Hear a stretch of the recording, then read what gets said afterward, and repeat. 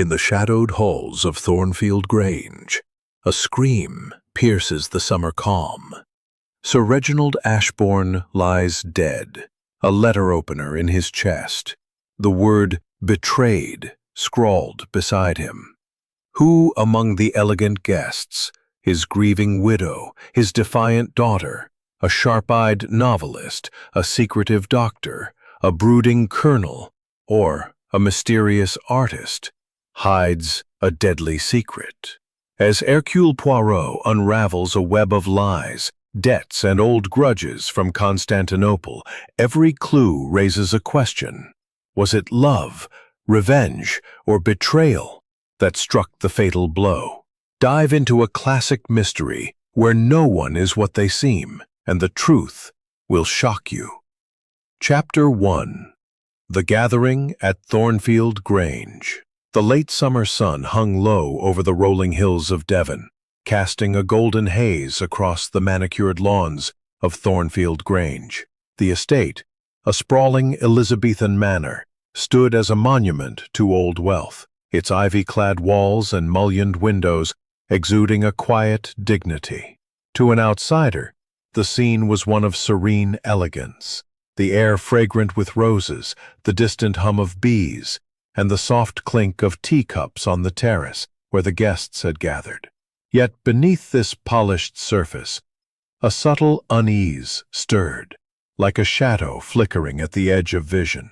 Captain Arthur Hastings, ever the loyal companion of Hercule Poirot, stood by the terrace railing, his gaze drifting over the assembled company. It was August 15th, 1925, and the occasion was a weekend house party hosted by Sir Reginald Ashbourne, a retired diplomat with a penchant for lavish gatherings. Hastings, invited through a mutual acquaintance, had arrived with a sense of curiosity, for Sir Reginald's invitations were known to carry an undercurrent of purpose. The guest list was eclectic, yet deliberate, a mix of family, friends, and a few enigmatic strangers, all drawn together under the pretext of a summer retreat. The terrace was alive with polite chatter. Sir Reginald, a portly man with a florid complexion and a booming laugh, held court near the tea-table, regaling his guests with tales of his diplomatic days in Constantinople. His posture was rigid,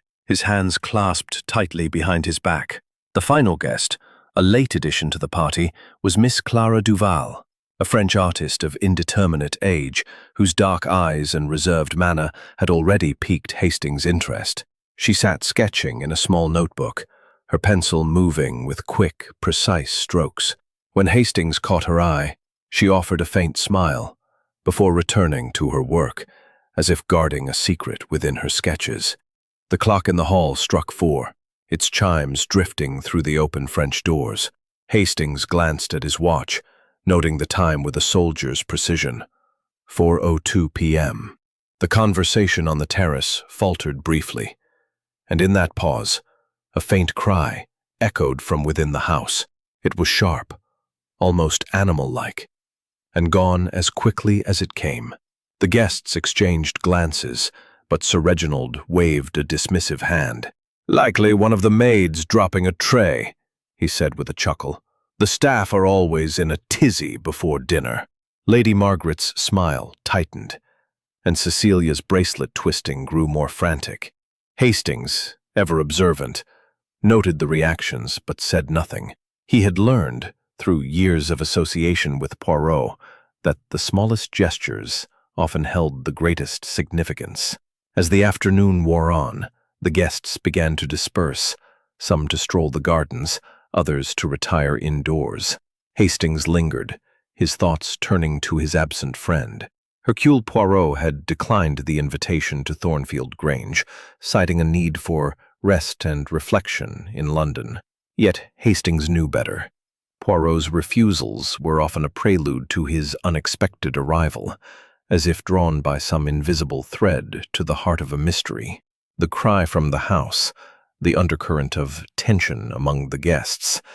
Hastings felt a familiar prickle of anticipation. Something was amiss at Thornfield Grange, and he suspected it would not go unnoticed by the little Belgian detective. At precisely 5:30 p.m., as the shadows lengthened across the lawn, a piercing scream shattered the tranquility. This time, there was no mistaking its source. The east wing of the manor, where Sir Reginald's private study was located. The guests froze, their still warm wrist. No pulse. He glanced at the clock on the mantel. 5:35 p.m. The cry, the scream, the murder, all within an hour. The precision of the timing struck him as significant, though he could not yet say why. Colonel Vance swore under his breath, his military instincts kicking in as he scanned the room. Lady Margaret stood in the doorway, her hand pressed to her mouth, while Mrs. Warrender and Dr. Carver arrived moments later, their faces registering horror. Miss Duval, the last to appear, hovered at the threshold, her sketchbook clutched tightly to her chest. "We must telephone the police," Dr. Carver said, his voice steady but strained. "And no one must touch anything." Hastings nodded, but his thoughts were elsewhere. The scene was too neat, too deliberate. The letter opener, the single word, the locked windows, it was as if the killer had staged a performance, knowing it would be scrutinized. And in that moment, Hastings knew one thing with certainty. Only one man could unravel the truth hidden within this carefully constructed tableau. As the guests retreated to the drawing room, their voices a murmur of shock and speculation, Hastings slipped away to the telephone in the hall. He dialed a familiar number in London, his fingers steady despite the chaos around him. "Monsieur Poirot," he said when the call connected, "you must come to Thornfield Grange at once. There has been a murder." On the other end, a pause, followed by the unmistakable voice of Hercule Poirot, calm and precise. "Mon ami, I suspected as much. I shall arrive by the evening train. Do nothing until I am there, and observe everything." The line went dead, and Hastings replaced the receiver, a faint smile tugging at his lips. The little grey cells were on their way.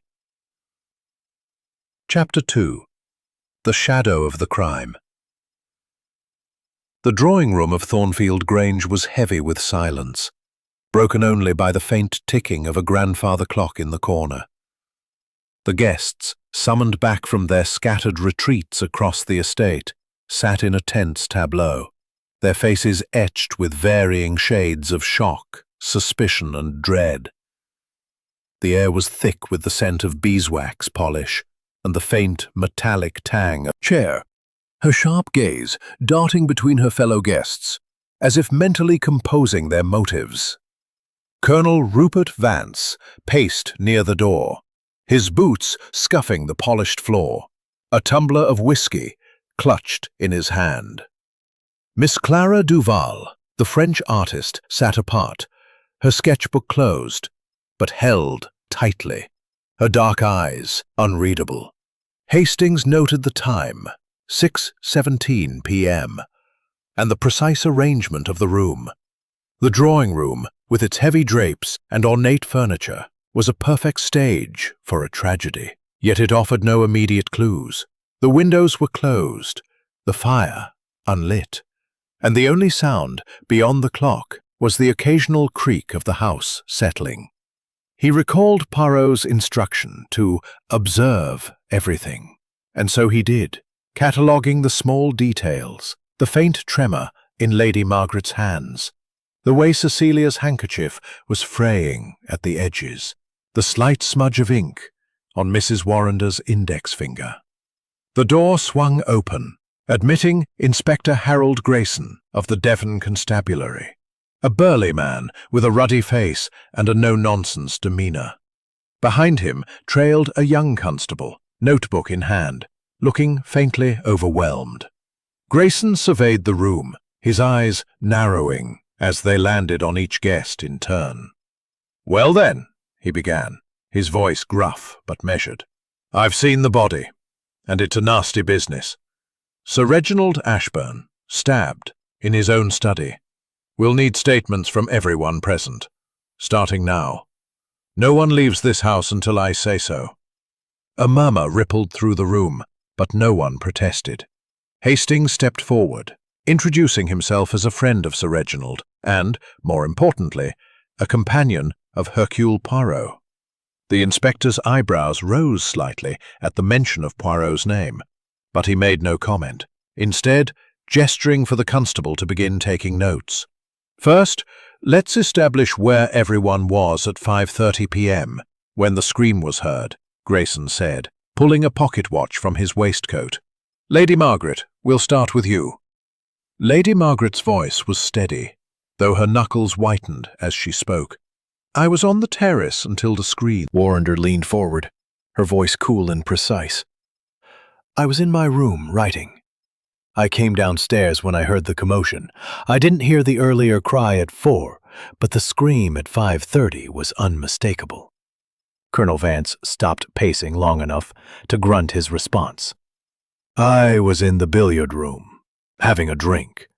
Alone, heard the scream and ran to the study with the others." Miss Duval's voice was soft, her French accent lending her words a melodic quality. "I was sketching in the garden arbor until the scream. I returned to the house and followed the others to the study."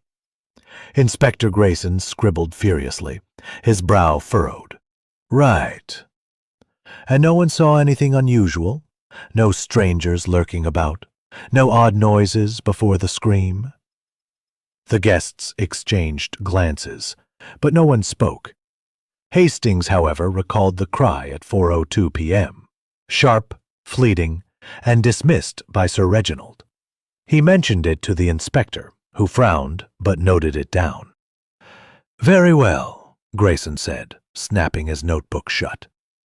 "The study is sealed, and my men are searching the grounds. We'll need to examine Sir Reginald's papers and speak to the staff. In the meantime, stay where we can find you."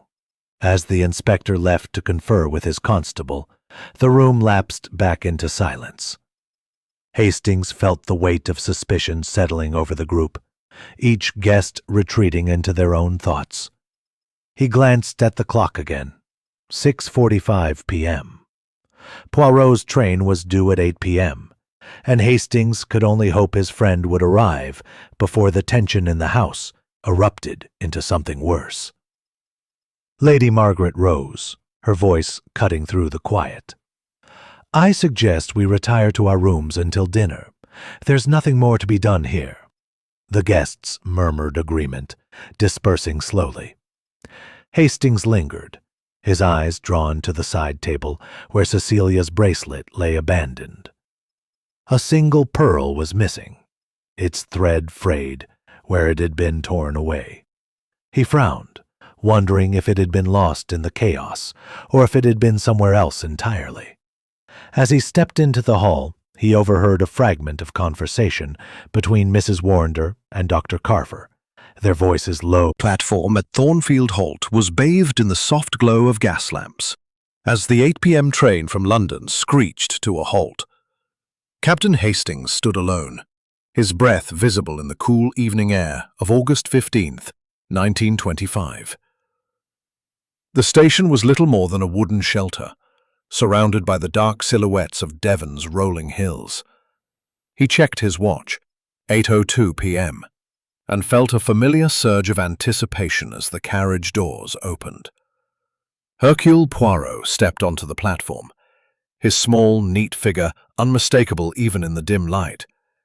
His patent leather shoes gleamed, his moustache was impeccably waxed, and his green eyes sparkled with that peculiar intensity that Hastings knew signaled a mind already at work. Behind him, a porter struggled with a single, immaculate valise. "Mon ami Hastings!" Poirot exclaimed, his voice warm but precise. "You have summoned me to a scene of tragedy, no? Tell me everything. But first, let us find a place of warmth. The English countryside, it is charming, but it lacks the comfort of civilization." Hastings smiled, relieved by the familiar cadence of Poirot's voice. They climbed into a waiting motorcar, arranged by the Granger's staff, and as the vehicle rumbled toward the estate, Hastings recounted the day's events. The house party, the cry at 4:02 p.m., the scream at 5:30 p.m., the discovery of Sir Reginald Ashbourne's body, and the initial statements given to Inspector Grayson. He described the guests, Lady Margaret's strained composure, Cecilia's nervous demeanour, Dr. Carver's guarded professionalism, Mrs. Warrender's sharp-eyed observation, Colonel Vance's brusque solitude, and Miss Duval's quiet reserve. He mentioned the letter opener, the word betrayed scrawled on the paper, and the missing pearl from Cecilia's bracelet. Poirot listened in silence, his gloved hands folded neatly in his lap, his head tilted slightly as if arranging each detail in his little grey cells. When Hastings finished, Poirot nodded, his expression unreadable. "It is a puzzle, Hastings," he said at last. A report, but the wound suggests a single forceful stab, no signs of a struggle. Poirot's smile was polite but sharp. "Straightforward, you say.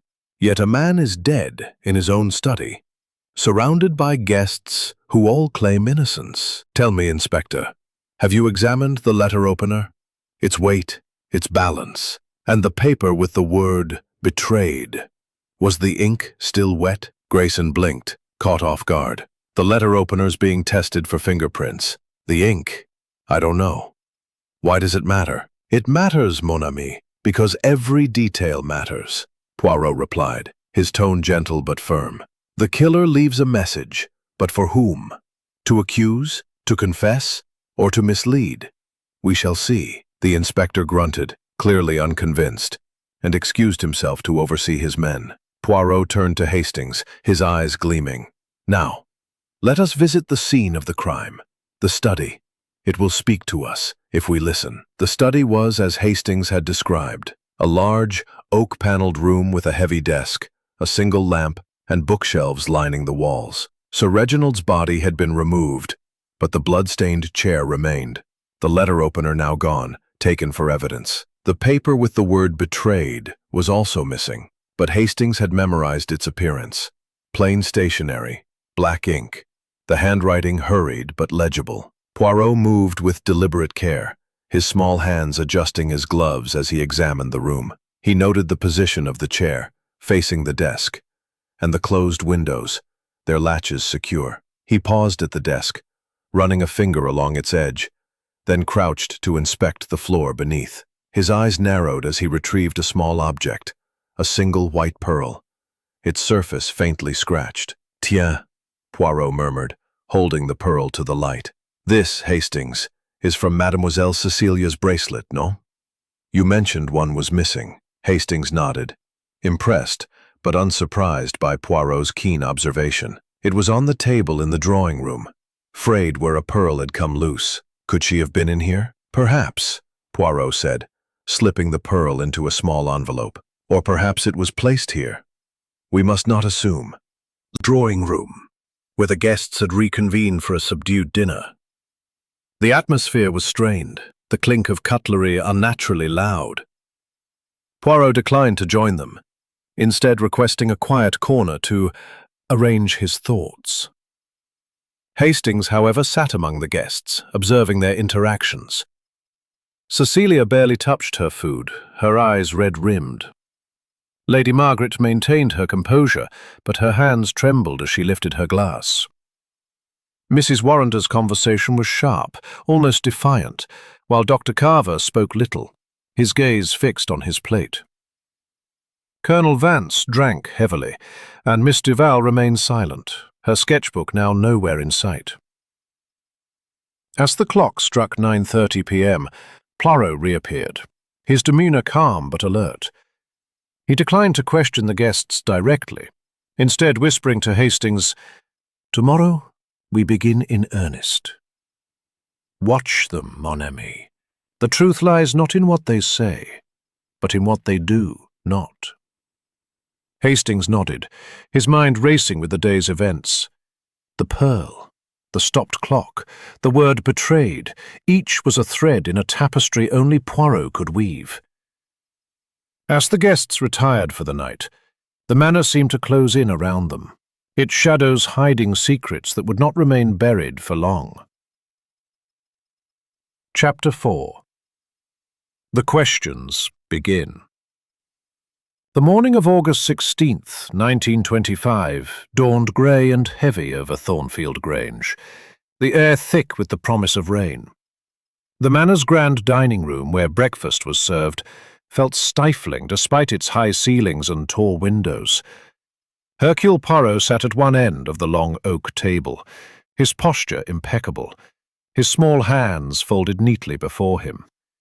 He sipped a tisane, his green eyes moving over the guests with the precision of a watchmaker.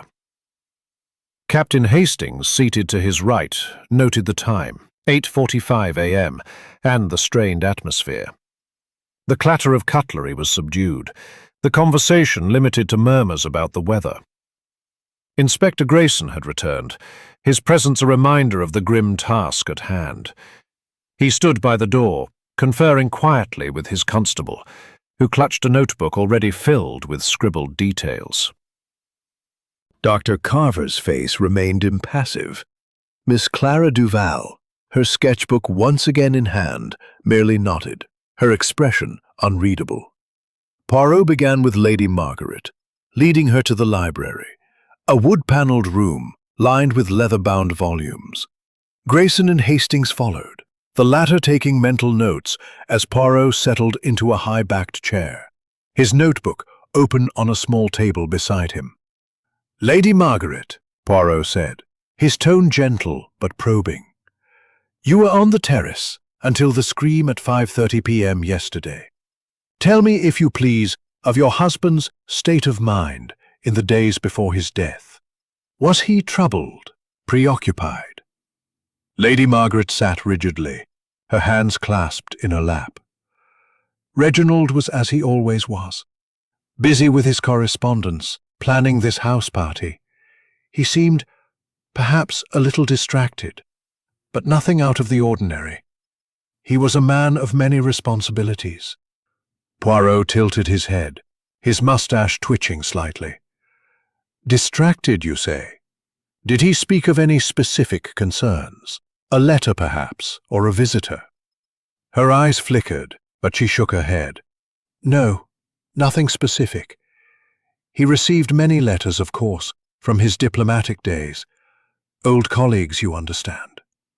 Poirot made a note, his pencil moving with deliberate care. "And the cry at 4:02 p.m. You heard it, yes? Yet Sir Reginald dismissed it as a maid's mishap. Did you find this explanation satisfactory?" Lady Margaret hesitated, her fingers tightening. I had no reason to doubt him. The staff can be clumsy at times." Poirot's smile was faint but sharp. "Merci, Lady Margaret. That will be all for now." Next came Cecilia, her auburn hair slightly dishevelled, her eyes red from lack of sleep. Poirot's questions were gentle but relentless, focusing on her movements and her relationship with her father. "Mademoiselle, you were on the terrace, yet you seemed unsettled. Was there something troubling you before the scream?" Cecilia's voice was barely above a whisper. "Father and we had a disagreement that morning." "My room, Monsieur Poirot," she said, a voice clear. "I often work in solitude. Sir Reginald was a gracious host, but I barely knew him beyond this weekend." "And yet," Poirot said, leaning forward, "you are observant, madame. Did you notice anything unusual among the guests? A glance, a word, perhaps?" Her lips curved slightly, as if amused by the question. "People are rarely what they seem, monsieur. I saw Cecilia arguing with her father that morning, near the rose garden. And Colonel Vance, he seemed agitated, drinking more than usual. But that's all," Poirot thanked her, his eyes lingering on the faint ink smudge still visible on her finger. Colonel Vance's interview was brief. His gruff manner and insistence on solitude in the billiard room offered little, though Poirot noted his reluctance to meet his gaze. Finally, Miss Duval entered, her sketchbook tucked under her arm. Poirot's questions were softer with her, as if sensing her reserve. "Mademoiselle, your sketches, they capture the essence of a moment, no? Did you see anything in the garden that afternoon that struck you as significant?" She hesitated, her dark eyes meeting his. "I saw Colonel Vance leave the house around 4 p.m., heading toward the woods. He looked angry. And later, just before the scream, I saw a shadow move past the study window. But it was fleeting. I cannot be sure." Poirot's pencil paused, and Hastings caught the glint of interest in his friend's eyes. "A shadow, you say? Most interesting. Merci, mademoiselle." As the interviews concluded, it was 11:30 a.m. Poirot closed his notebook, his expression serene but alert. "Hastings," he murmured as they stepped into the hall, "the pieces begin to form a picture, but it is not yet clear. The pearl, the cry, the shadow, each is a thread. We must follow them carefully." Inspector Grayson, overhearing, scoffed. "Sounds like a lot of fuss over nothing. I've got my eye on the daughter. Her story's shaky, and that pearl's damning." Poirot's smile was enigmatic. "Patience, Inspector. The truth is like a fine wine. It requires time to reveal its flavor." As they returned to the drawing room, where the guest, his small hands folded over his notebook, his green eyes scanning the room with quiet intensity. Captain Hastings stood nearby, his gaze flickering between the guests, who were scattered across the room in uneasy silence. Inspector Grayson, bustling with purpose, had taken charge of the investigation with a vigor that Poirot found both admirable and misguided.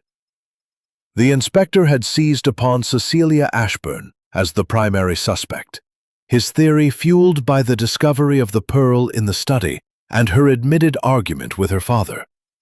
"It's clear as day," Grayson declared, addressing the room as if delivering a verdict.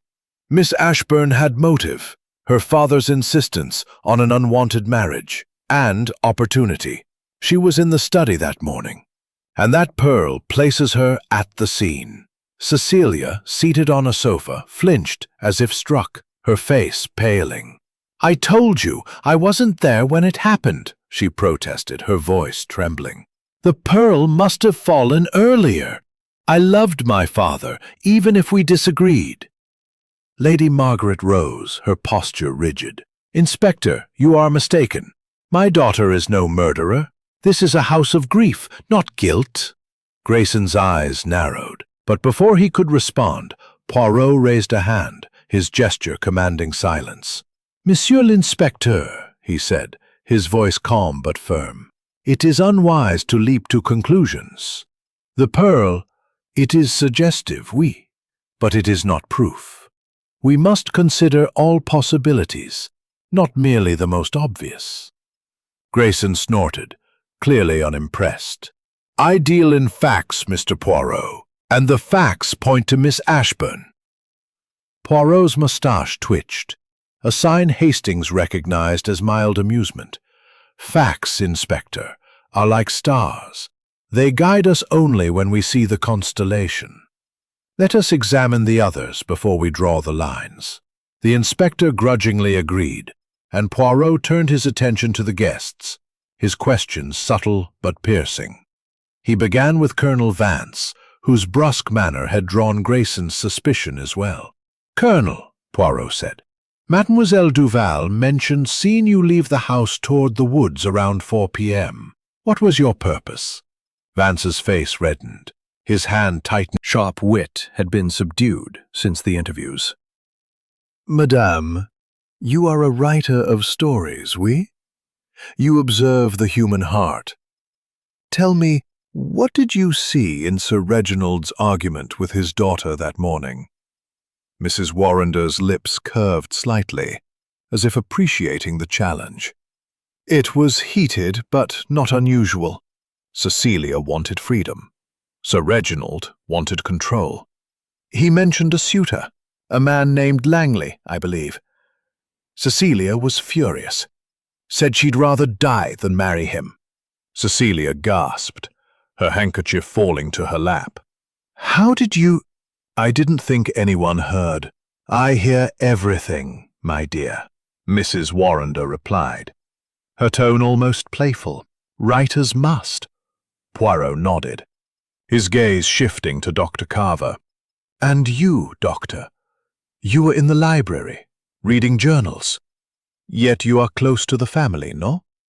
Did Sir Reginald confide in you about this Langley, or any other troubles? Dr. Carver's face remained impassive, but his fingers twitched slightly. I'm their physician, not their confidant. Reginald mentioned no suitor. He was in good health, if a bit stressed. I prescribed a mild sedative last week, but he didn't take it. Poirot's eyebrows rose. A sedative, you say? Interesting. And where is this prescription now? In my medical bag in my room, Carver replied, his voice steady. I can fetch it if you like. Later, perhaps, Poirot said, dismissing him with a wave.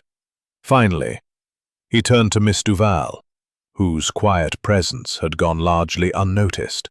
Mademoiselle, this shadow you saw near the study window before the scream, what was its shape? A man, a woman, tall or short? Miss Duval's dark eyes met his, her voice soft but clear. It was too quick to say. A figure, perhaps tall, moving past the window. I thought it was a servant at first, but now I am not sure. Poirot leaned back, his fingers steepled. Merci, mademoiselle. You have all been most helpful. Grayson, growing impatient, interjected. This is all well and good, Mr. Desk, his eyes scanning its surface. He paused at a small ink bottle, its cap slightly askew. Dipping a finger into his handkerchief, he touched the rim and held it to the light, revealing a faint smear of black ink. Curious, Poirot murmured. The note said betrayed, written in haste, yet this ink is dry. Was it written before the murder, or staged after? And by whom? Hastings glanced at Grayson, who looked increasingly frustrated. What does it matter, Poirot? Ink's ink. It matters, mon ami, because it tells us the killer's mind, Poirot replied. And the mind, it always betrays itself. As they left the study, the clock in the hall struck 3 p.m. Hastings felt the weight of suspicion shifting, the guests' alibis and secrets weaving a complex web. Cecilia remained the inspector's focus, but Poirot's calm certainty suggested otherwise. The red herrings were multiplying, but Hastings knew his friend was already sifting through them, seeking the truth hidden in the shadows of Thornfield Grange. Chapter 6. A Clue in Detail. The rain had ceased by the afternoon of August 16, 1925, leaving Thornfield Grange damp and glistening under a tentative sun.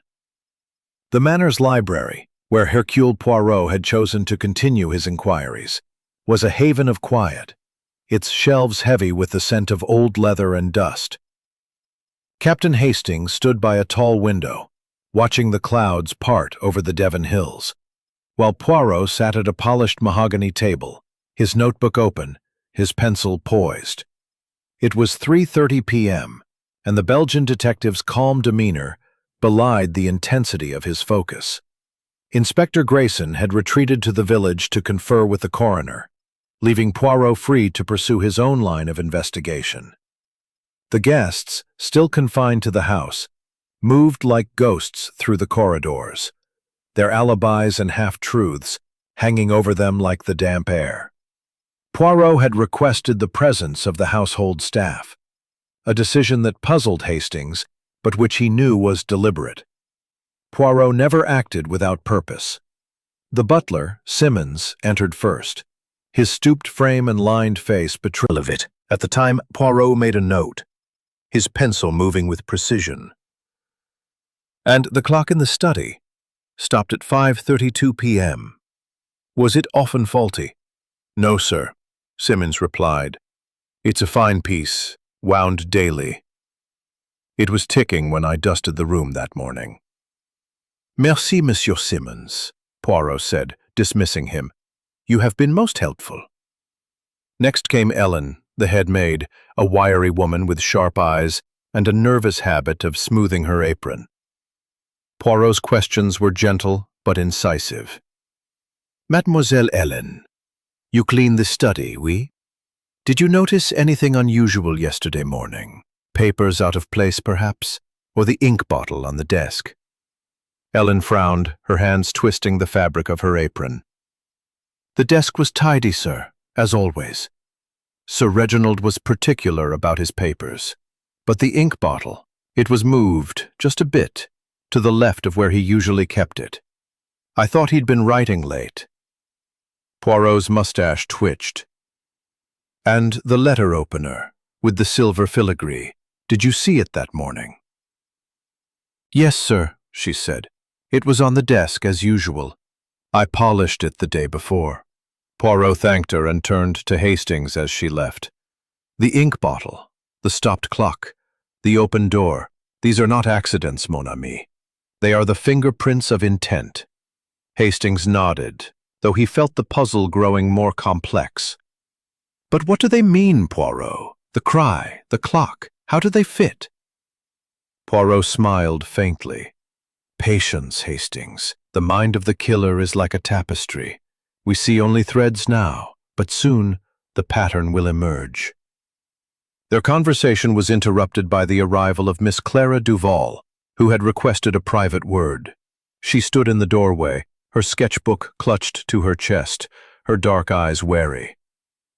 Monsieur Poirot, she said softly, I have something to show you.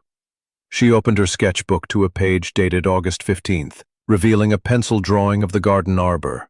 In the foreground, the terrace was visible, with Cecilia and Lady Margaret seated at the tea table.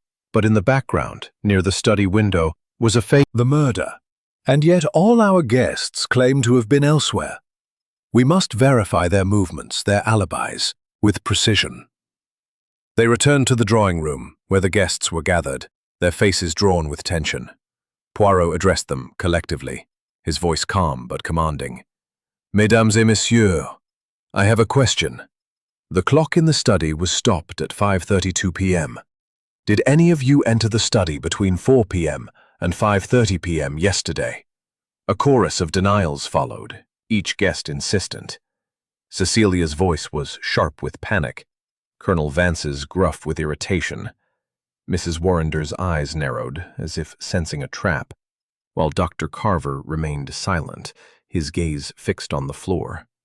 Lady Margaret's hands trembled slightly, but she too denied entering the study. Poirot nodded, his smile enigmatic. Very well.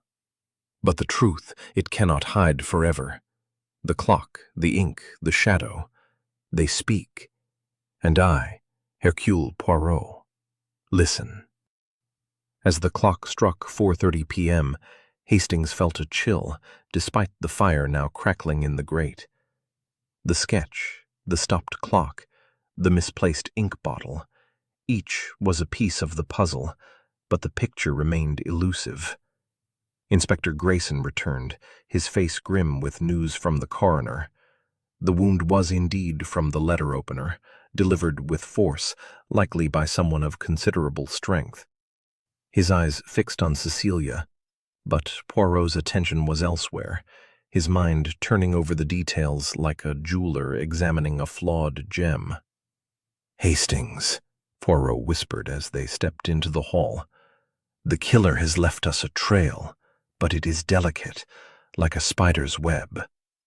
We must tread carefully, lest we destroy it. The manor seemed to close in around them, its secrets buried in the shadows of its walls. Hastings knew that Poirot was closing in. his little gray cells weaving the threads of evidence into a pattern only he could see. Chapter 7. More Lies Surface. The late afternoon light filtered through the heavy drapes of Thornfield Grange, casting long shadows across the drawing room where the guests had gathered once more.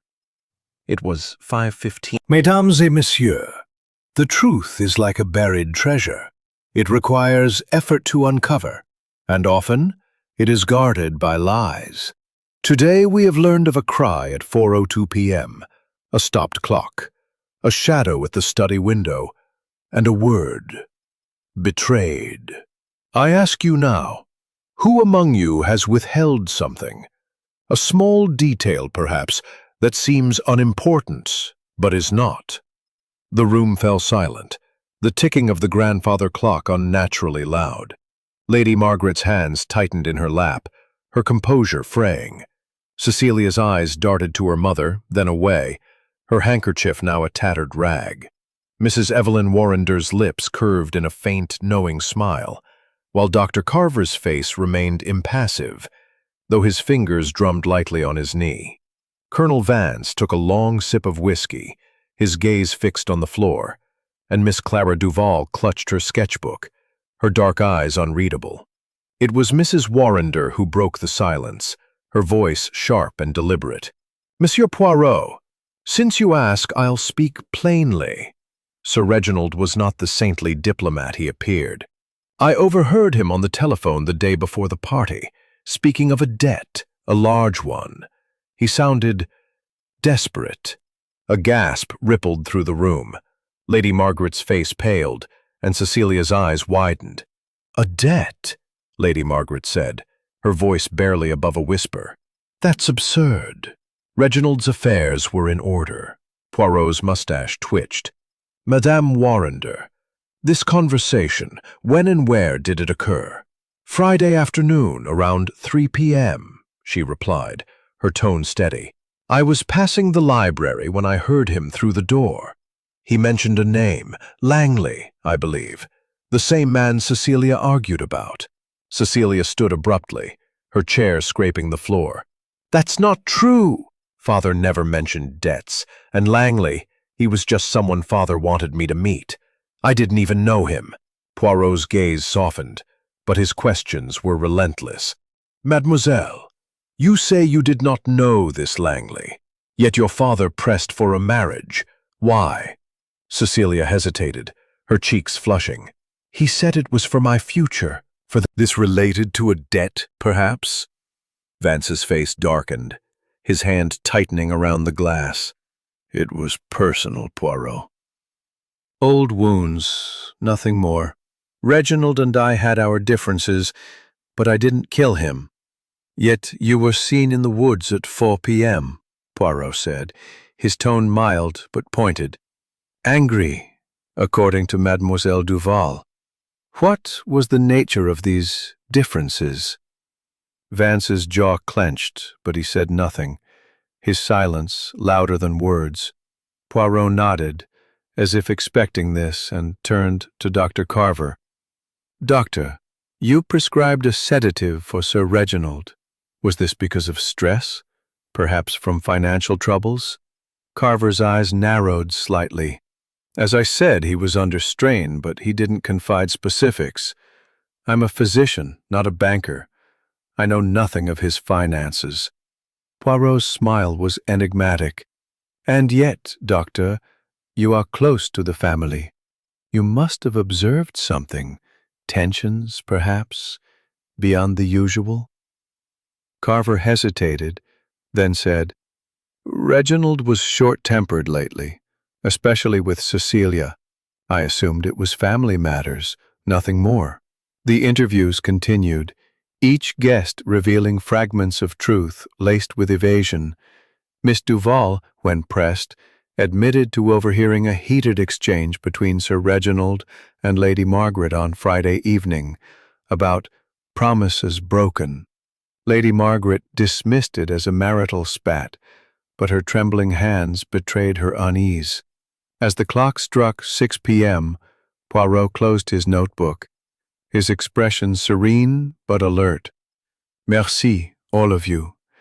The lies, they begin to surface like ripples on a pond, but the stone that caused them remains hidden. Inspector Grayson, who had returned mid-conversation, scoffed.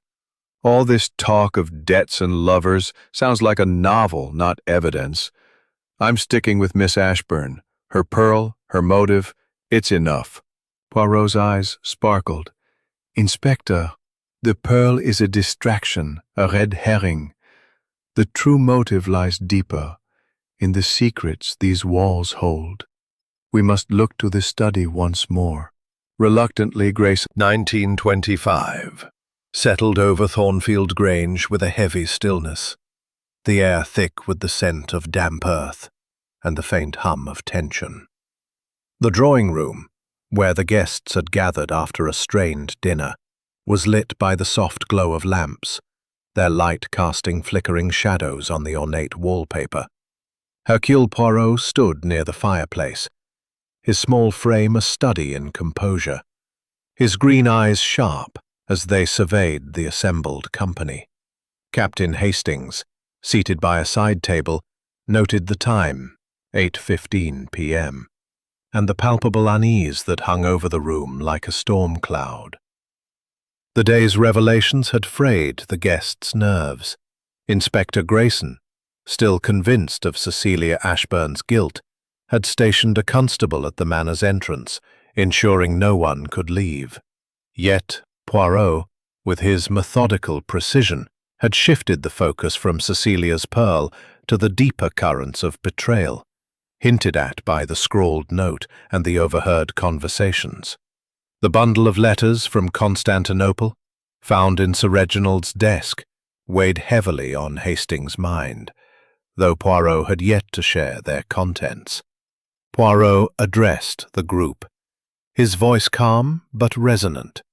Mesdames et messieurs, we approach a moment of truth. The secrets of this house are like threads in a tapestry, and one of you holds the needle. I ask you now to reflect on your actions, your words, your silences. For it is in the heart, not the mind, that the truth often breaks free. The silence that followed was brittle, broken only by the faint crackle of the fire. Cecilia, her face pale and drawn, clutched her tattered handkerchief, her eyes darting to her mother. Lady Margaret sat rigidly, her hands clasped so tightly her knuckles were white. Mrs. Evelyn Warrender's sharp gaze flickered with curiosity, while Dr. Carver's impassive mask seemed to falter, his fingers twitching restlessly. Colonel Vance, his whiskey glass empty for once, stared into the fire, his jaw tight. Miss Clara Duval, her sketchbook closed on her lap, watched Poirot with an intensity that suggested she saw more than she said. Composure cracking. Cecilia, why didn't you tell me? You know how your father was about that man. Because you agreed with him, Cecilia cried, her voice breaking. You both wanted me to marry Langley, some stranger, for the family's sake. I hated it. Poirot's pencil paused over his notebook. This Julian Hartley, mademoiselle, where is he now? I don't know, Cecilia said, sobbing. He left a note saying he'd come to the house that night, Friday, to speak to father. But I never saw him again. I swear I didn't see him yesterday. Inspector Grayson, standing by the door, stepped forward, his eyes narrowing. A secret lover sneaking about? Sounds like a motive to me. Did this Hartley have a temper, Miss Ashbourne? Cecilia shook her head vehemently. He wasn't violent. He just wanted to talk, to make father understand. Poirot raised a hand, silencing Grayson. Mademoiselle, this note from Monsieur Hartley, where is it now? Cecilia hesitated, then reached into her pocket, producing a crumpled piece of paper. She handed it to Poirot, who unfolded it with care. The note, written in a hurried hand, read, "Meet me at the Arbor, Friday, 10 p.m. We'll settle this with your father. J.H." Poirot's eyes lingered on the paper, then moved to Cecilia. "And did you meet him, mademoiselle?" "No," she whispered. "I was too afraid. I stayed in my room." Poirot nodded, tucking the note into his pocket. "Merci, mademoiselle. You have been brave to share this." The room seemed to exhale, but the tension did not dissipate. Lady Margaret's face was a mask of anguish, and Hastings caught a fleeting glance between Mrs. Warrender and Dr. Carver, as if they shared some unspoken understanding. Colonel Vance, his voice rough, broke the silence. "All this talk of lovers and notes, what does it prove? Reginald's dead, and we're all sitting here like rats in a trap." Poirot's smile was faint but sharp. "It proves, Colonel, that the heart betrays as much as the hand. But jaw tightened. "I've said all I know." He was stressed, but I attributed it to family matters, not money. Poirot nodded, his expression unreadable. "Very well. But the truth, it is like a river. It will find its way." As the clock struck 9 p.m., Cecilia's confession hung in the air, a partial truth that had cracked the facade of Thornfield Grange. Hastings felt the weight of her words, the possibility of an outsider, Julian Hartley, complicating the puzzle. Yet Poirot's calm certainty suggested he saw beyond the surface, his little gray cells weaving the threads of betrayal, debt, and love into a pattern only he could discern. "Hastings," Poirot whispered as they stepped into the hall. "The note from Hartley, it is significant, but not as it seems. We must find this man, and we must look again at the study. The truth is close, mon ami, but it hides behind the heart's deception." The manor's shadows seemed to deepen, the secrets of its inhabitants spilling like ink, staining the polished surface of their lives. Hastings knew that Poirot was poised on the edge of discovery, ready to unravel the lies that bound them all.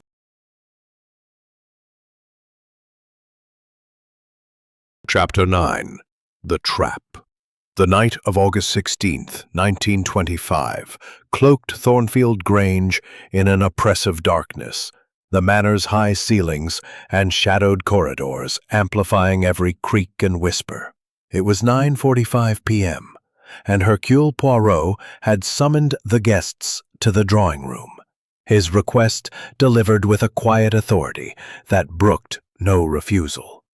Captain Hastings stood by the door, his eyes scanning the assembled company, noting the time and the palpable tension that hung like a fog. The fire crackled in the grate, but its warmth did little to ease the chill of suspicion. Poirot stood at the center of the room, his small frame commanding attention, his green eyes glinting with purpose. Inspector Grayson, arms crossed, leaned against a bookcase, his skepticism evident, but tempered by curiosity. The guests sat in a tense semicircle. Lady Margaret, her face a mask of strained dignity. Cecilia, her eyes red from crying. Mrs. Evelyn Warrender, her sharp gaze flickering with anticipation. Dr. Edmund Carver, his hands steady but his jaw tight. Colonel Rupert Vance, clutching a fresh glass of whiskey, and Miss Clara Duval, her sketchbook closed, her expression guarded.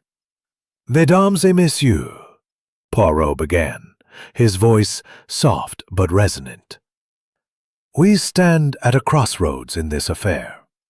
A man is dead, stabbed in his own study, and the word betrayed lies at the heart of the mystery.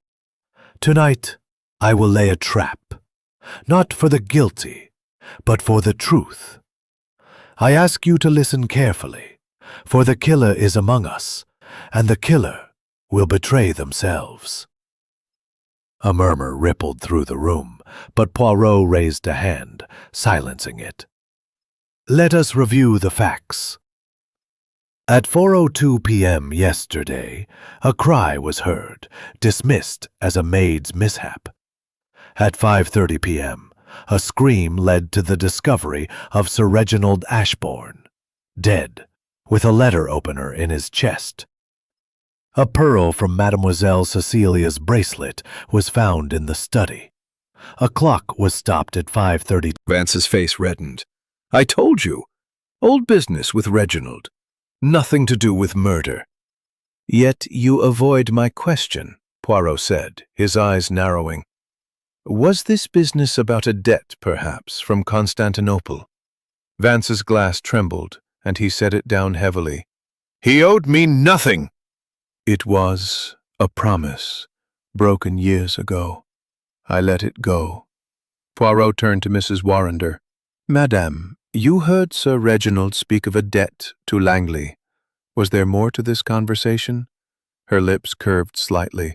I told you all I heard. He was desperate, mentioned Langley, and said he'd pay what was owed. That's all. Poirot nodded, then addressed Dr. Carver. Doctor, you prescribed a sedative Sir Reginald did not take. Did you know of his financial troubles? Carver's voice was clipped. I've said it before. I knew nothing of his finances. My concern was his health. Poirot's gaze shifted to Miss Duval. Mademoiselle, your sketch of the shadow, it is precise, yet you claim uncertainty. Was it a man's figure, tall and broad, like the Colonel's? Miss Duval hesitated, her fingers tightening on her sketchbook. It was tall, yes, but I cannot say more. The light was dim. Poirot paused, letting the silence stretch. Then, with a theatrical flourish, he produced the bundle of letters from Sir Reginald's desk, holding them aloft. These letters, from Constantinople, speak of a debt, not of money but of honor. Sir Reginald betrayed a trust, and someone here sought retribution. Who among you knew of this? Lady Margaret stood, her voice trembling with anger. This is outrageous! My husband was a man of integrity. These letters are private, and you've no right— Madame, Poirot interrupted, his tone gentle but firm. The truth respects no privacy. The word betrayed was written for a reason. Who felt it? The room erupted in chaos. Cecilia sobbed, accusing her mother of hiding the truth about her father's dealings. Vance slammed his fist on a table, denying any involvement. Mrs. Warrender's eyes gleamed with interest, while Carver's face darkened. It struck 10:15 p.m. The guests dispersed, their faces etched with fear and suspicion. Hastings followed Poirot to the hall, his mind racing. Carver's confession, he said. Does it change everything? Poirot's smile was faint. It changes much, mon ami, but not all. The letters, the betrayal, they point to a motive, but the hand that struck remains hidden. Tomorrow we will gather all, and the truth will stand revealed. The manor's shadows seemed to pulse with secrets, the weight of Carver's admission hanging heavy. Hastings knew Poirot's trap had worked, drawing out a partial truth, but the killer's identity remained just out of reach, buried in the intricate web of Thornfield Grange. Chapter 10. The Reveal. The morning of August 17, 1925, broke with a pale sun filtering through the mist that clung to Thornfield Grange, casting the manor in a ghostly light. The drawing room, where Hercule Poirot had summoned the guests for a final reckoning, was charged with anticipation, the air heavy with the scent of polished wood and lingering fear. It was 10 a.m., and Captain Hastings stood by the tall windows, noting the time and the strained faces of the assembled company. The fire burned low, its crackle a soft counterpoint to the silence that greeted Poirot's entrance. Poirot stood at the center of the room, his small figure radiating calm authority, his green eyes sharp as they swept over the guests. Lady Margaret, her composure brittle. Cecilia, her eyes hollow from sleeplessness. Mrs. Evelyn Warrender, her sharp gaze alert. Dr. Edmund Carver, his hands clasped tightly.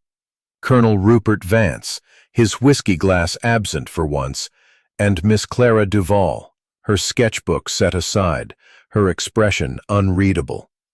Inspector Grayson stood by the door, his notebook ready, his skepticism tempered by the weight of Poirot's reputation. "Mesdames et messieurs," Poirot began, his voice clear and deliberate, "we have reached the moment of truth. Sir Reginald Ashbourne was murdered in his—" "Ashbourne's clear." Poirot's moustache twitched. "Patience, Inspector. The truth requires method. Let us consider the motives. Mademoiselle Cecilia argued with her father about a marriage to Langley, and her secret lover, Julian Hartley, was in the village. Colonel Vance had an old grudge from Constantinople. Madame Warrender overheard talk of a debt. Dr. Carver knew of a betrayal. Lady Margaret hid her husband's troubles, and Mademoiselle Duval saw a shadow. Each of you had a piece of the puzzle, but only one fits the whole." He produced the bundle of letters from his pocket, holding them aloft. "These letters, from Constantinople, reveal a secret Sir Reginald kept for years. In 1910, he betrayed a colleague, a man named Victor Langley, during a diplomatic mission. Langley was disgraced, his career ruined, and Sir Reginald profited. Langley vowed revenge, and 2 weeks ago he wrote demanding restitution, or else." Lady Margaret gasped, her hands covering her mouth. "Langley? But he's dead. Reginald said he died years ago." Poirot shook his head. "No, madame. Langley is very much alive, and he was here, in Devon, under another name. He came to settle the score." The room erupted in murmurs, but Poirot raised a hand. "Let us examine the timeline. At 4:02 p.m., Sir Reginald argued with Langley in the study, heard by Simmons as a cry.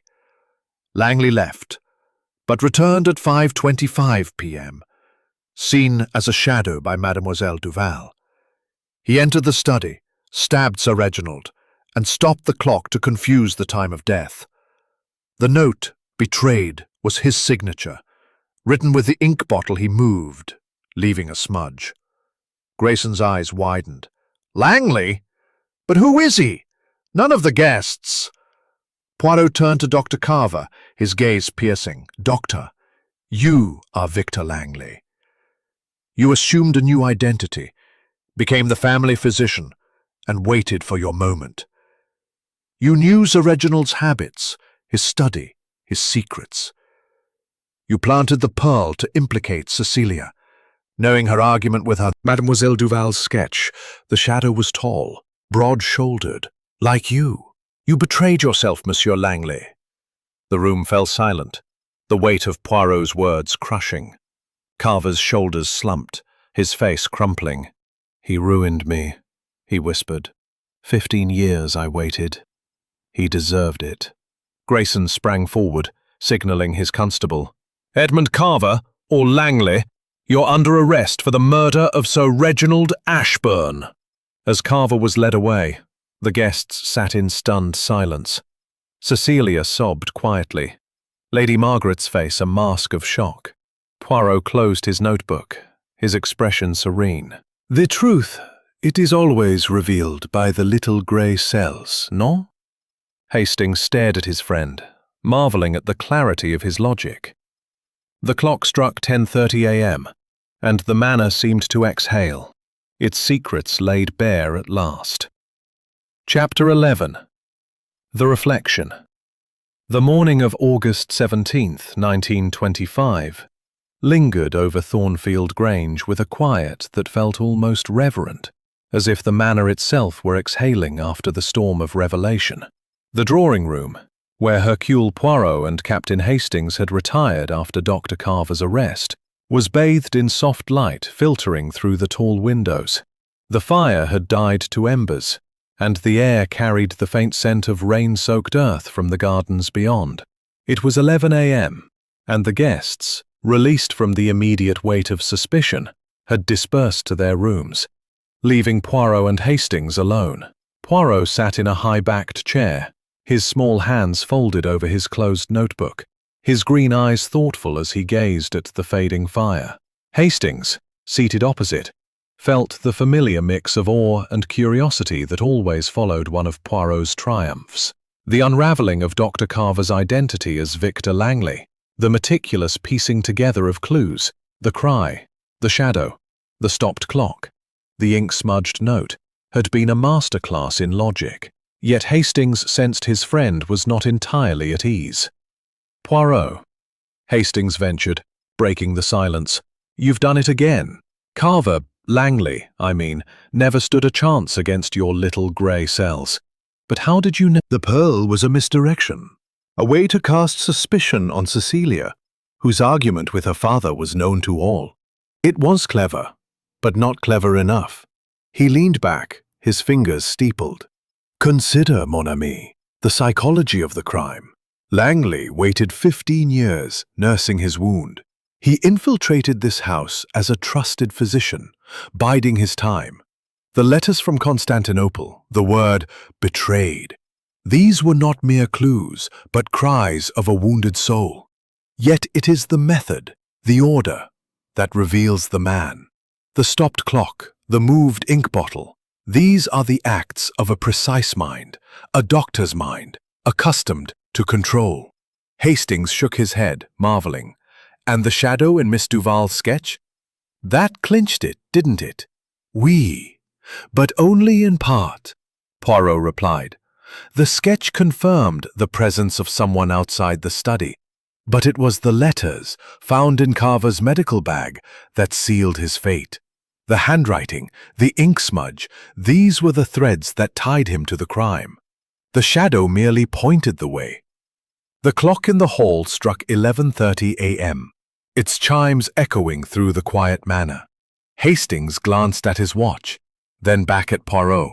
"What now, Poirot?" "The case is solved. Carver's in custody. Do we return to London?" Poirot's eyes twinkled, though his voice was tinged with melancholy. "Soon, mon ami. But first, I must reflect. A crime. It is not merely a puzzle to be solved, but a window into the human heart. Sir Reginald betrayed Langley, yes, but Langley betrayed his own humanity in seeking revenge. And the others, Lady Margaret, Cecilia, even Madame Warrender, they carry their own burdens of silence and secrecy." He rose, adjusting his immaculate coat. "This house, Hastings, it is a microcosm of life. We guard our secrets, we hide our pain. But the truth, it always finds a way. I, Hercule Poirot, am merely its servant."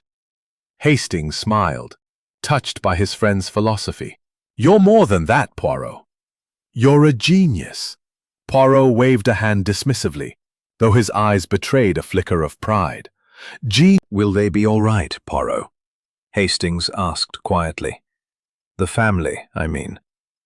Poirot's gaze softened. "In time, mon ami. The heart heals, as the mind solves. They will find their way." By 12:15 p.m., they had returned to the manor, where Simmons informed them that the evening train to London was arranged. Poirot's valise was packed, his work here complete. As they prepared to depart, Inspector Grayson approached, his expression grudgingly respectful. "You've done it, Mr. Poirot. I'll admit, I didn't see Langley coming. Good work." Poirot inclined his head. "Merci, Inspector. But remember, it is not the eyes that see, but the mind that understands." With that, Poirot and Hastings stepped into the waiting motorcar, the manor receding behind them as they drove toward the station. The case was closed, the truth revealed, but Hastings knew that for Poirot, the reflection would linger, a reminder of the delicate balance between justice and the human heart. Chapter 12. The Unseen Thread. This, the afternoon of August 17th, 1925, cast a gentle glow over Thornfield Grange as Hercule Poirot and Captain Hastings prepared to depart for the evening train to London. The manor, though freed from the shadow of Dr. Carver's guilt, seemed to hold its breath, its walls still whispering secrets not yet fully unraveled. It was 2:30 p.m., and the air carried the crisp scent of late summer, tinged with the faint dampness of the previous day's rain. Hastings, standing by the motorcar, checked his watch, his mind still turning over the dramatic reveal in the drawing room. Poirot, however, lingered on the gravel path, his green eyes scanning the estate with a quiet intensity. "Poirot," Hastings said, adjusting his hat, "the case is closed, isn't it? Langley, confessed. What keeps you here?" Poirot's moustache twitched, a sign of lingering unease. "Mon ami, the case is solved, oui. But there is an unseen thread, a detail that troubles the order of my mind. The little—" Nothing. Poirot nodded, his expression inscrutable. "Merci, Simmons. You have been most helpful." As they stepped back into the hall, Hastings whispered, "What does it mean, Poirot?" "The letter from Langley. It was in Carver's bag, not the desk." "Précisément," Poirot murmured. "The letter in the bag confirmed Langley's identity, but this new letter, delivered so recently, it suggests another hand, another motive. We must see it." They returned to the study, now unsealed since Carver's arrest. The desk, still bearing the faint stains of the tragedy, held no obvious clues, but Poirot's methodical search uncovered a hidden drawer, cleverly concealed beneath a false panel. Inside was a single letter, its envelope marked with a Constantinople postmark, dated August 10th, 1925. Poirot opened it with care, revealing a single page written in a precise, unfamiliar hand. The letter read, "Reginald, the debt of honor remains unpaid. Langley's ruin was your doing, but I too suffered. I am coming to Thornfield. You cannot hide from justice. A friend." Poirot's eyes narrowed. "A friend," he murmured, "not Langley, but another. Someone who knew of the betrayal in Constantinople and sought to confront Sir Reginald Hastings's heart quickened. Another accomplice? But who? Everyone's accounted for." Poirot's smile was faint but sharp. "Not everyone, mon ami. We must speak to Mademoiselle Duval once more." They found Miss Clara Duval in the garden arbor, sketching the roses with quick, precise strokes. Her dark eyes lifted as Poirot approached, a flicker of wariness crossing her face. "Mademoiselle," Poirot said, his tone gentle but probing, "you have been most observant. Your sketch is a record of truth.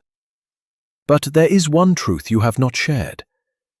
You knew of Victor Langley's disgrace, did you not? And you came to Thornfield not as an artist, but as one seeking justice." Miss Duval's pencil stilled, her expression guarded. "I don't know what you mean, Monsieur Poirot." Poirot produced the letter. Deserved his justice, even if it was wrong. Poirot placed a hand on her arm. "You have done right to speak now. The truth, it heals as it wounds." As they returned to the manor, the clock struck 3:45 p.m. Hastings felt a surge of admiration for Poirot's relentless pursuit of truth, even after the case seemed closed. "Will you tell Grayson?" he asked. Poirot shook his head. "Non, mon ami. Mademoiselle Duval's part was not in the murder, but in the pain that led to it. Justice has claimed Langley. Let her find peace." They gathered their belongings, the motor car waiting to take them to the station. As Thornfield Grange receded behind them, Hastings glanced at Poirot, whose expression was serene yet tinged with melancholy. "You found the unseen thread, Poirot," he said, "but it cost her dearly." "Oui," Poirot replied softly. "The truth always has its price, but it is a price worth paying. The little gray cells, they do not rest until all is clear." The car rolled toward the station, the manor fading into the mist, its secrets finally laid bare. Hastings knew that Poirot's work was done, but the echoes of Thornfield Grange would linger, a testament to the unseen threads that bind the human heart. 13. The Echoes of Truth. The late afternoon of August 17th, 1925, bathed Thornfield Grange in a golden light, the mist having cleared to reveal a sky streaked with soft clouds. Hercule Poirot and Captain Hastings stood on the platform at Thornfield Halt, awaiting the 4:30 p.m. train to London. The air was crisp, carrying the scent of cut grass and the distant murmur of the countryside. Hastings adjusted his hat, his mind still reeling from the morning's revelations, particularly Miss Clara Duval's confession. Poirot, as ever, stood immaculate, his patent leather shoes gleaming, his green eyes distant yet alert. "Poirot," Hastings said, breaking the quiet. "You manner, Miss Duval, her sketchbook tucked under her arm, her dark eyes resolute."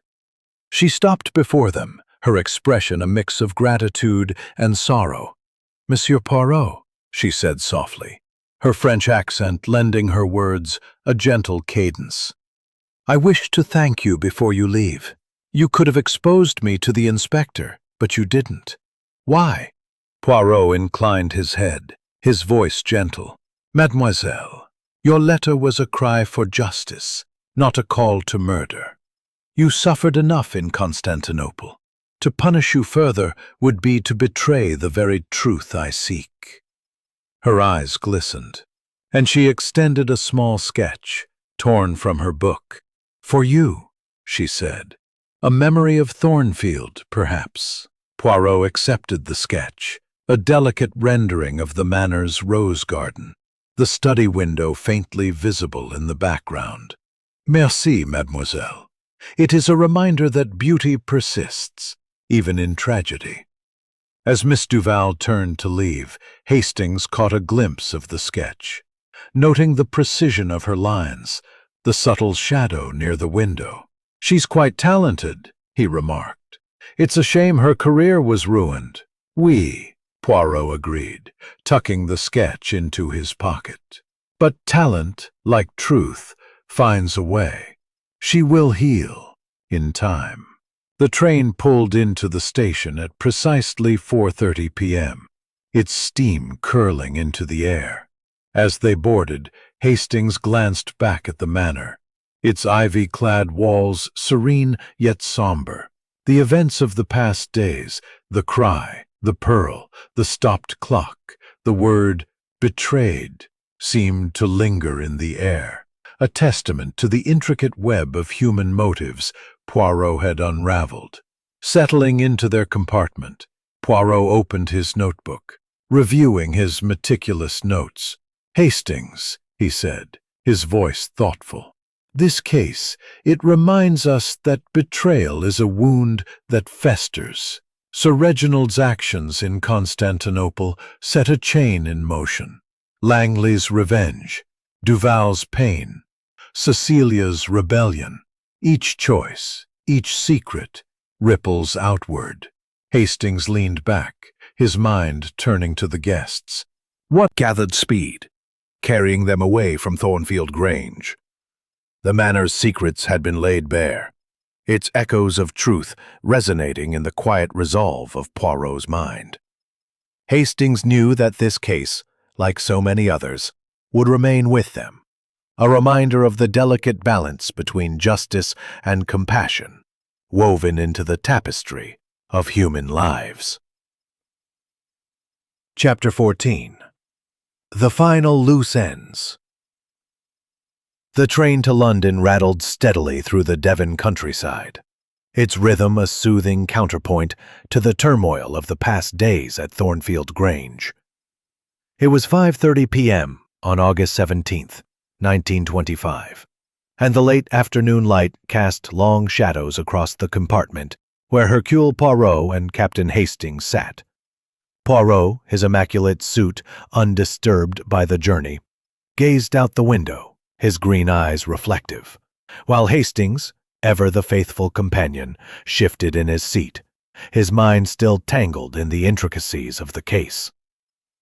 "Poirot," Hastings said, breaking the quiet hum of the train, "you've tied up the murder neatly. Carver is Langley, the letters, the motive of betrayal. But something nags at me. Cecilia's lover, Julian Hartley.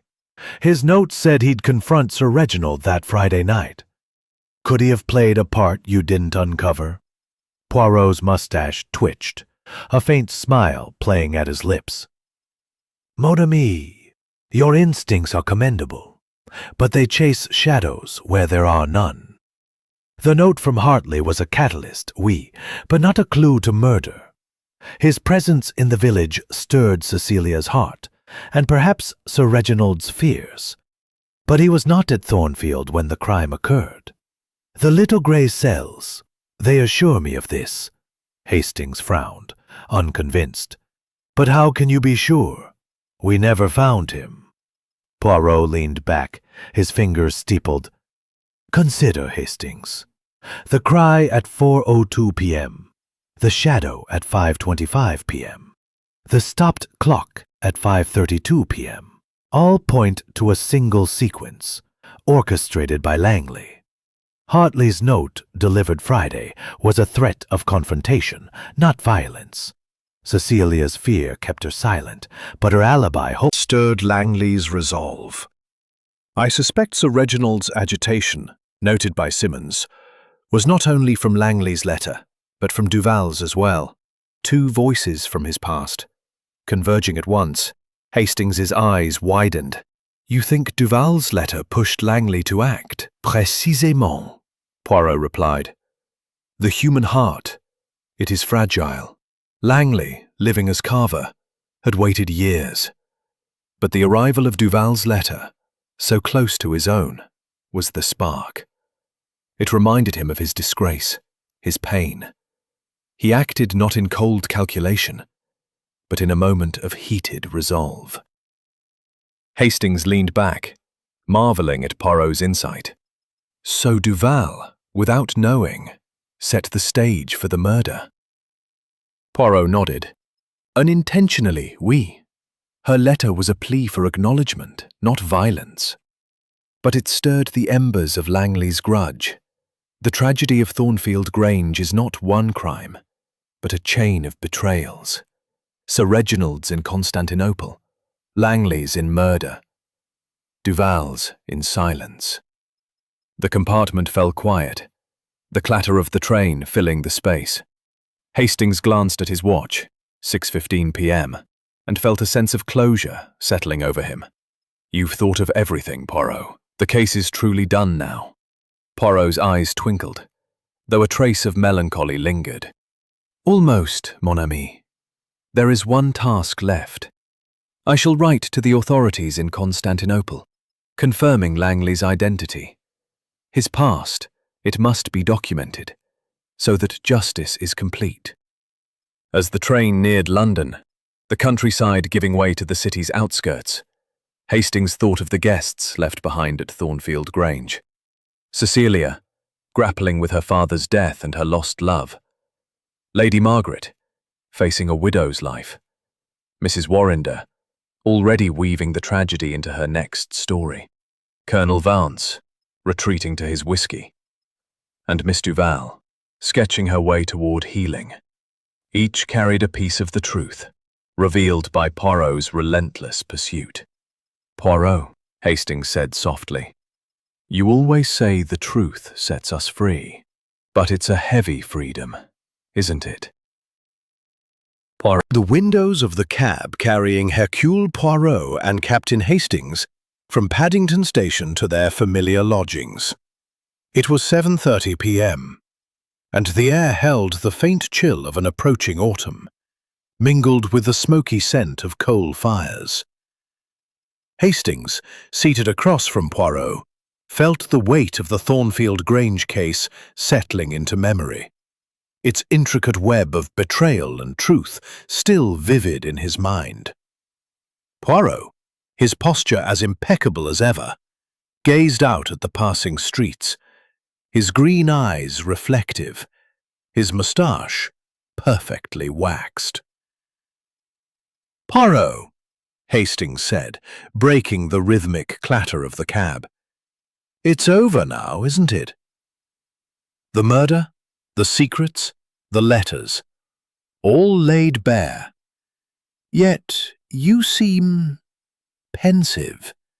Is there something we missed?" Poirot's smile was faint, almost wistful.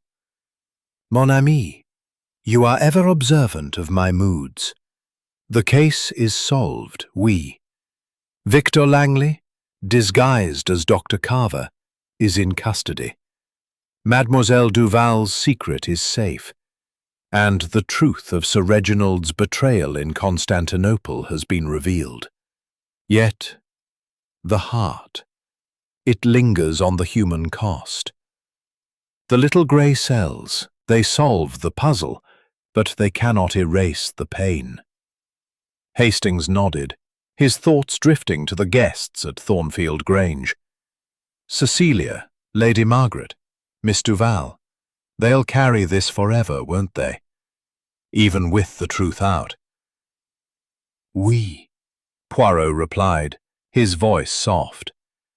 "The truth is a balm, but it leaves scars.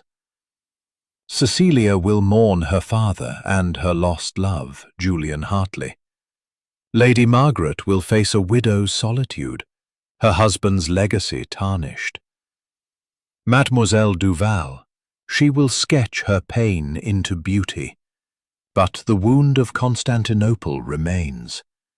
And the others, Madame Warrinder, Colonel Vance, they too are touched by this tragedy, each in their way." The cab turned into Baker Street, the familiar sight of their lodgings bringing a sense of comfort to Hastings. As they stepped out, Hastings settled into an armchair. Poirot opened his notebook one final time, adding a brief entry. "Thornfield Grange, August 1925. Case of Sir Reginald Ashburn. Truth revealed. Justice served. But the heart remains fragile." Closing the notebook, Poirot placed it on the mantel, his movements deliberate. "This case, mon ami, it reminds us that justice is not the end, but a beginning. The world moves on, and so must we." Hastings glanced at the sketch Miss Duval had given Poirot, now propped on the mantel, a delicate rendering of the rose garden, the study window a silent witness to the tragedy. "Will you keep it?" he asked. "Oui," Poirot said, his eyes softening. "A reminder that even in darkness, there is beauty, and that the truth, however painful, is always worth seeking." The clock struck 8:30 p.m., and the city's hum faded into the background. Hastings sipped his tea, feeling the case of Thornfield Grange settle into the quiet corners of his memory. Poirot, too, seemed at peace, his little grey cells resting after their triumph. The secrets of the manor were behind them, but their echoes lingered, a testament to the enduring power of truth and the delicate threads that bind the human soul. As the fire crackled, Poirot and Hastings sat in companionable silence, ready for the next mystery that life would inevitably bring.